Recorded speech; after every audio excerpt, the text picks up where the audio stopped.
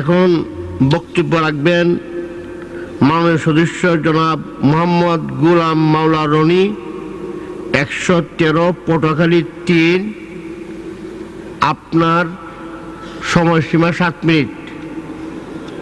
জি।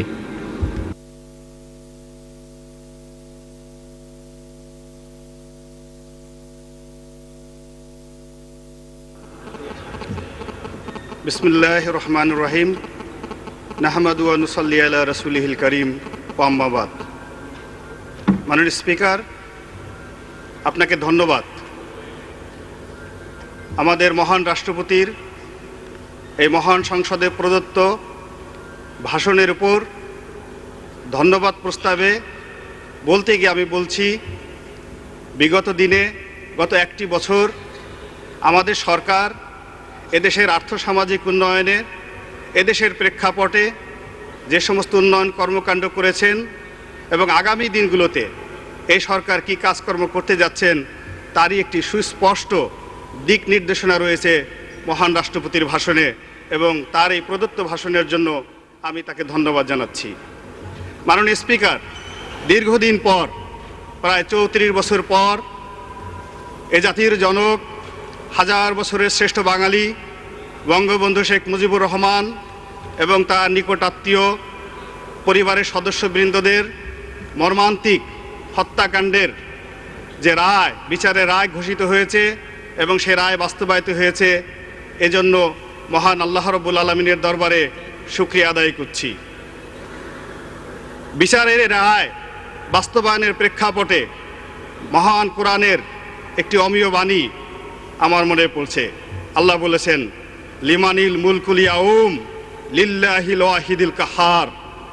এই জমিনের মালিক মহান আল্লাহ রাব্বুল আলামিন।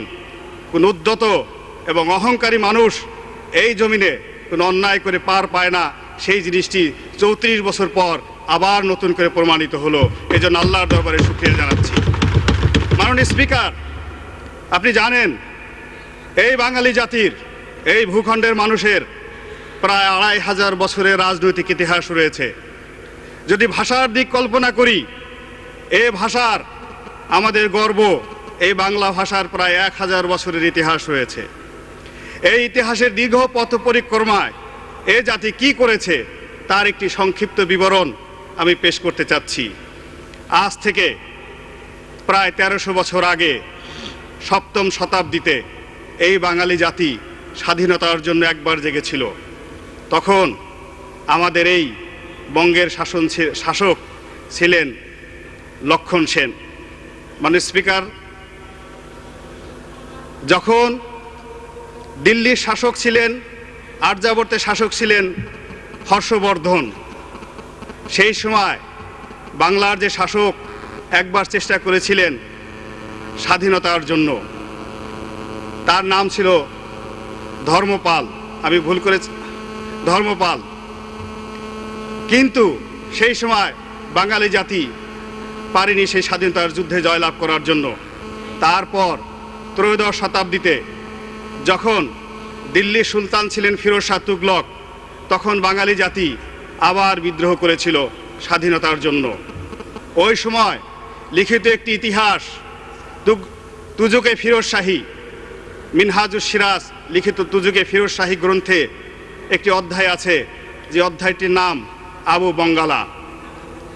সেই ঐতিহাসিক এই জাতির মানুষদেরকে ভীরু এবং কাপুরুষ বলে ধিক্কার জানিয়েছিলেন।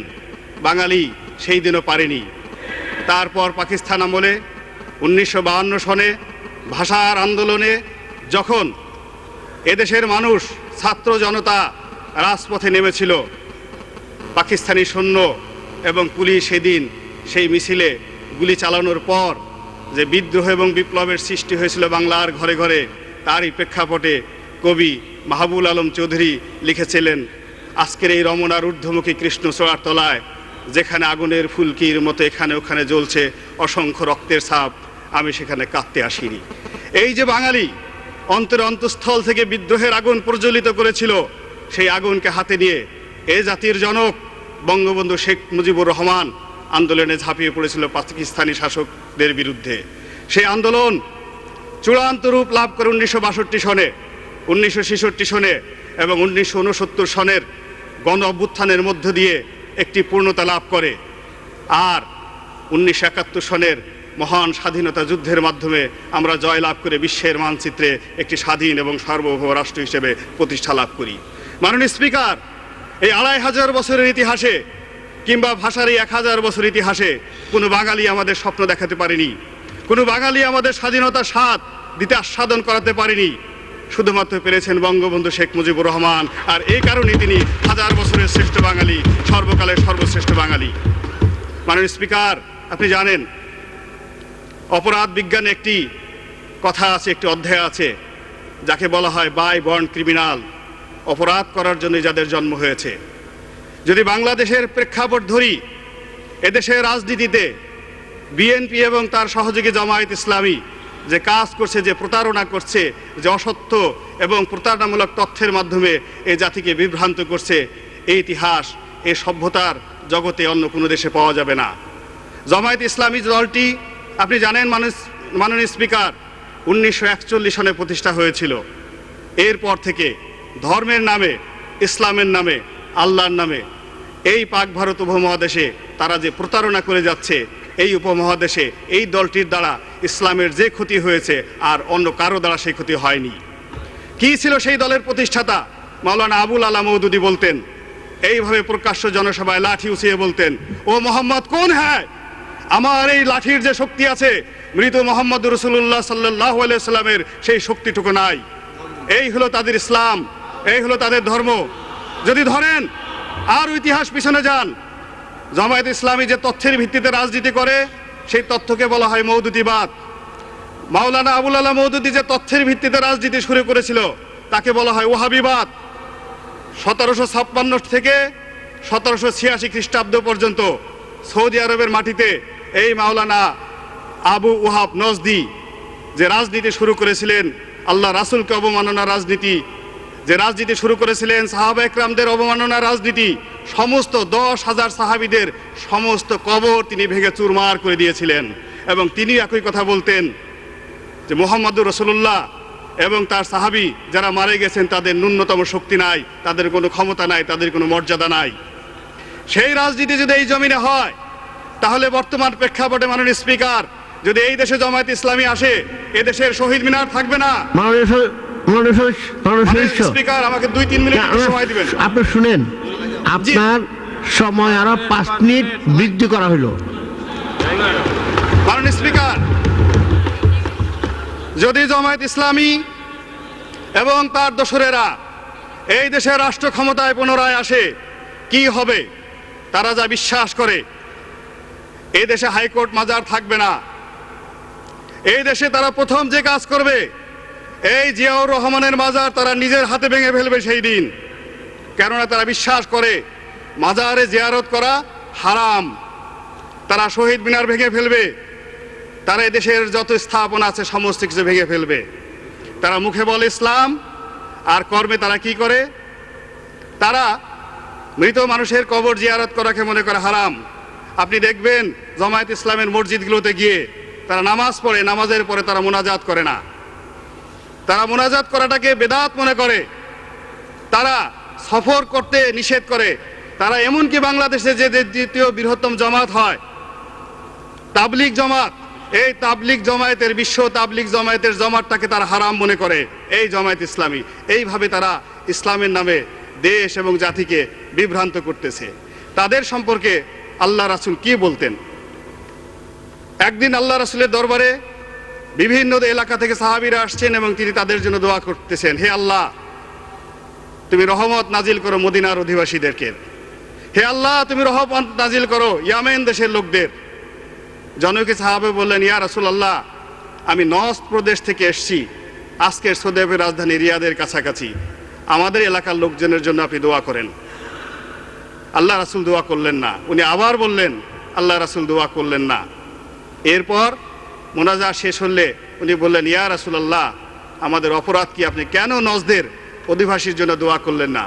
আল্লাহ রাসূল বললেন, তোমরা শুনে রাখো, ওই নজদ প্রদেশ থেকে এমন এক মানুষের উদ্ভব হবে যার উপাধি হবে শয়তানের শিং। এবং যার দ্বারা এই জমিন ইসলামের, নবুয়তের, খেলাফতের যে ক্ষতি হবে, এই ক্ষতি আর কোনো সম্প্রদায় দ্বারা অতীতে কখনো হয় নাই।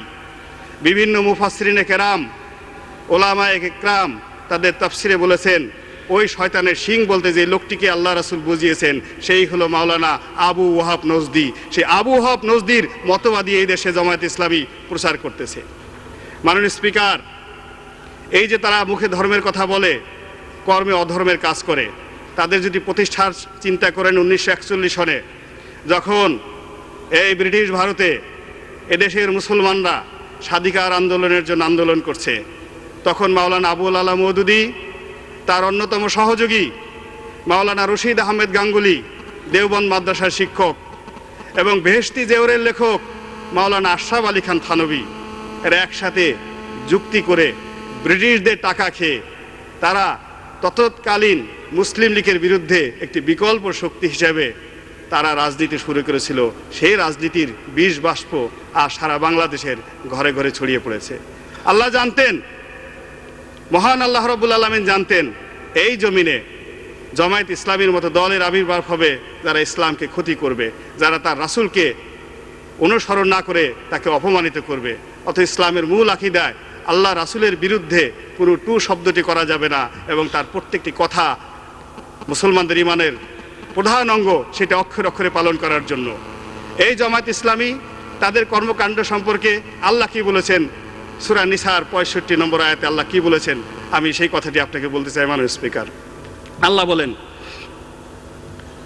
ফালা ওয়া রাব্বিকা লা ইউমিনুনা হাত্তা ইউহাক্কিমুকা ফিমা শাজারা বাইনাহুম সুম্মা লা ইয়াজিদু ফিহি আনফুসিহিম হারাজান মিম্মা ওয়াকাযাইতা ওয়া ইউসাল্লিমু তাসলিমা।